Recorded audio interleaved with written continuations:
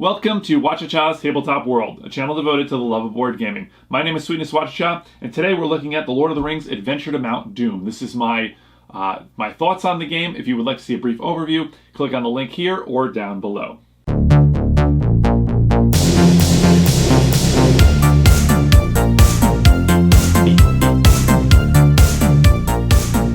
Okay, so Lord of the Rings Adventure to Mount Doom cooperative game. There are a lot. There are a very large amount of Lord of the Rings games on the market, and a lot of them are cooperative. It sort of just goes with the territory of the fellowship and the camaraderie and the love between those characters. So is this one that really you should look into? Well, here's my thoughts about that. Now first, let's talk about the art and components, where I usually like to start.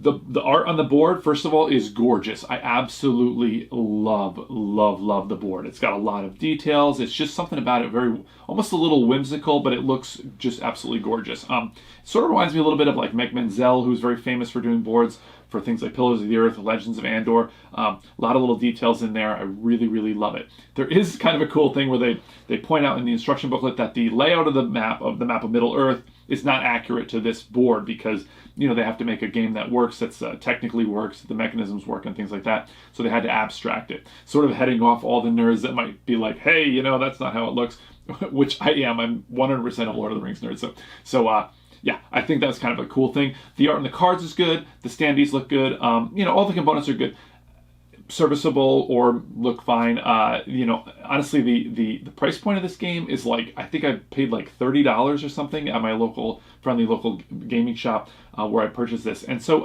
it's very surprising for that amount of money. It's a phenomenal production. A lot of the Prospero Hall stuff, I noticed the mass market stuff would be really good bang for your buck.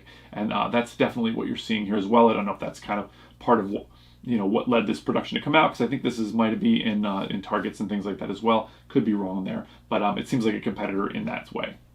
Now, if you're missing miniatures and things, like we get a little spoiled with these, you probably got a dozen games in your house that you could take Lord of the Rings miniatures and sort of dress it up with. But I think one nice thing is I like the way that the dice match the standees. It makes it very easy to know, when you roll, okay, I need blue and red or whatever, it's and you can tell who the characters are and stuff, and so I think that works quite well. I really like the storybook. It's a nice little component. You can put the dice on there, and it cuts down on the bandwidth because exactly I'm going to resolve this, and then when you put them on there, you're like, wait, I wanted to roll the orange die. Oh yeah, the orange die's already on there or whatever. So I quite like that. I think it's a very nice little system that really cuts down the bandwidth and reminds you, I got to roll the black, resolve the black die and then resolve the movement. So it's a very useful little mechanism. Now, let's kind of go into the theme a little bit here. The theme is very rich. Now, the story is all there. All the characters are there, basically. It's very condensed, though. I mean, this game is a fairly short game. It's probably under an hour. I would say it's under an hour that you're going to play through. So the story is significantly condensed, but the characters that are there and their cards and their theming and stuff is spot on. It's what you would expect, and there's some really cool little moments and things. In my overview, I didn't want to show all the cards and stuff because I think people would like to see that, be able to have those little surprises as when they first come to them. So yeah, really kind of a home run with the theming there and the art and the production, just in terms of the cost and the weight of the game and everything. Very well done, and the ease of play, as I say, with the color coding and things. The game is very easy to learn, very easy. They give some good examples in the instruction booklet and stuff. You read through it once and you're like, oh, I got it. And I think if you know how to play, you can teach it probably in 5 minutes and you're ready and you're off to the races, which is very nice. The only caveat I would say on that part is that, any kind of game that has this, a moment where the game changes, where it's you're going to play the game like this every single round forever until you get to some point, and then the game changes to something else. Now, it's not a huge change, but it is a change. And there are some extra little funny rules. So sometimes, when I first was playing, I went through and I was like, oh, I got to stop at Minas Morgul. What's happening now? And I had to kind of go back and read. So, and catch up on those rules, which isn't that big of a deal.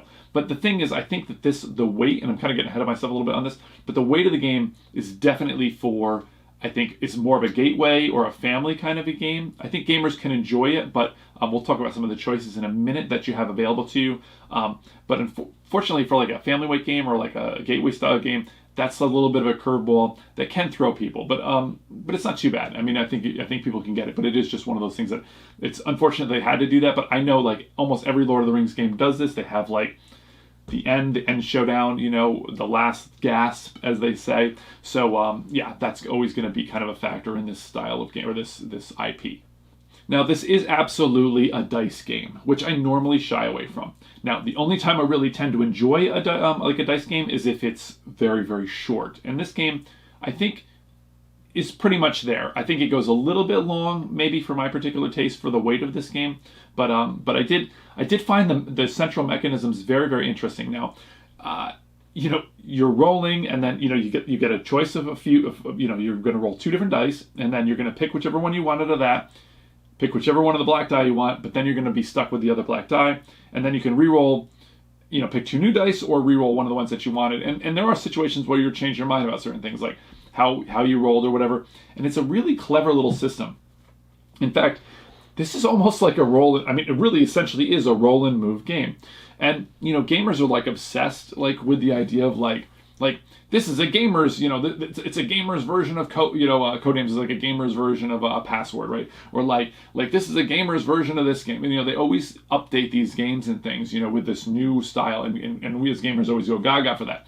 And this is a really very, very clever little system of how to move the characters, and there's a nuanced choice. Do you want to you don't want to land on something bad. You don't want to take, do you want to take too long, because then you're going to be rolling the dice more, but then maybe you want to kind of clear out some of the good cards, and maybe you have some of the good cards out, and now you want to land on some of the better options there for when you can move your characters when you so those are benefits. So there's kind of a nuance there. So there's enough kind of meat on the bone, but I really like this system of rolling that set, and then locking 2 in, and then rolling the other set, and kind of getting a little bit of choice, but you're kind of stuck with the black die.